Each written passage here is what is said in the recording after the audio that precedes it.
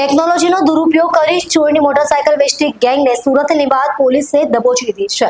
આરોપીઓ AI, chat GPT અને પિક્સઆર્ટ જેવી એપ્સની મદદથી નકલી આરસી બુક બનાવીને ગ્રાહકોને છેતરતા હતા. લીંબાદ પોલીસે બાતમીના આધારે કાર્યવાહી કરી મોઇન સુલતાન શેખ અને સોએબ યુસુફ શેખ નામના બે આરોપીઓની ધરપકડ કરી છે.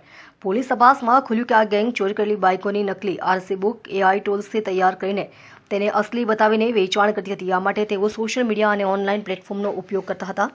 પોલીસે આરોપીઓ પાસેથી કુલ 12 ચોરીની મોટરસાયકલો કબજે કરી છે. સાથે જ રજિસ્ટરમાં નોંધાયેલા 12 અનડિટેક્ટેડ વાહન ચોરીના ગુનાઓનો પણ ભેદ ઉકેલવામાં પોલીસને સફળતા મળી છે. લીંબાદ પોલીસ બંને આરોપીઓ વિરુદ્ધ ચોરી, છેતરપિંડી અને ફોર્જરી સહિતની કલમો હેઠળ ગુનો નોંધી આગળની તપાસ હાથ ધરી છે. પોલીસે નાગરિકોને સેકન્ડ હેન્ડ વાહન ખરીદતા પહેલા આરટીઓ રેકોર્ડ ચકાસવાની અપીલ કરી છે. લીંબાદ પોલીસ સ્ટેશનમાં પીઆઈ શ્રી ડીડી ચૌહાણ અને એમની જે ટીમ છે જેમાં હેડ કોન્સ્ટેબલ છે વિક્રમભાઈ ગોવિંદભાઈ અને હેડ કોન્સ્ટેબલ છે અનિરુદ્ધસિંહ પ્રહલાદભાઈ, એ બંનેને બાતમી મળી હતી કે નીલગિરી સર્કલથી લઈ અને મીઠી ખાડી બાજુ જે આવતો રસ્તો છે ત્યાં બે વ્યક્તિ બાઇક ઉપર આવી રહ્યા છે અને જેનું નામ છે મોઇન સુલતાન શેખ, જેની ઉંમર 28 વર્ષ છે. બીજો છે એની સાથેનો સોએબ શેખ, ગલી નંબર 5 આઝાદ ચોક મીઠી ખાડી, બંનેના તેના જ રહેવાસી છે, જેની ઉંમર 22 વર્ષ છે. આ બંને જે બાઇક લઈને આવે છે એ ચોરીનું બાઇક છે એવી હકીકત મળતા ટીમે આખું એને વેરીફાઈ કર્યું.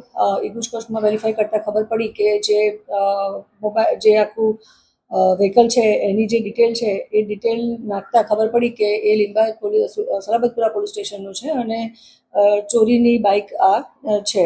એની આગળ ડિટેલ કાઢી અને ઇન્ટ્રોગેશન કરતાં ખબર પડી કે જ્યાં મેઇન આરોપી છે મેઇન સુલતાન શેખ અને સોએબ શેખ અલી, જેઓ છેલ્લા 6 મહિનાથી આ રીતે ચોરીની બાઇકો લાવતા હતા, જેનું ગૂગલ એપમાંથી અને જે બીજી ફ્રી એપ્લિકેશન્સ આવે છે નેટ ઉપર એમાંથી ડિટેલ લેતા હતા કે એના માલિક કોણ છે, એનજી ચેસિસ નંબર શું છે, એની બીજી ડિટેલ શું છે, રજિસ્ટ્રેશન નંબર શું છે, એ મેળવી અને એઆઈની મદદથી ચેટ જીપીટીમાંથી બીજી એપ્લિકેશન્સનો યુઝ કરી અને એક નવી જ આરસી બુક બનાવતા હતા, જેમાં નવા જ એના માલિકનું નામ, રજિસ્ટ્રેશન નંબર, એનજી નંબર બધું નાખી અને ફ્રોડ ડોક્યુમેન્ટ ઊભું કરી, નવી આરસી બુક ઊભું કરી અને આ રીતે એ લોકોએ ગુનો આચર્યો છે.